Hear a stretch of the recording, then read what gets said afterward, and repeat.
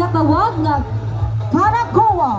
Ginagamit ang Karakoa bilang transportasyon sa mga hangaway sa ila paglusob kag pagsalakay sa dagat nga kaya.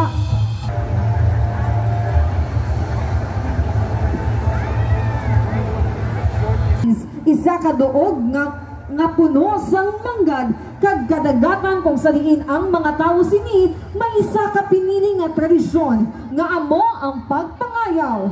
Ang pagpangayaw amo ining isa ka buluhaton kung saliin ang kapisnon nagakadto sa lain-lain nga duog gamit ang sakayang pangdagat nga ginatawag nga Karakoa. Makita man sa nasambit nga Karakoa ang mga tinumpok nga produkto kag ila mga balon nga kalanon sa pagpangayaw.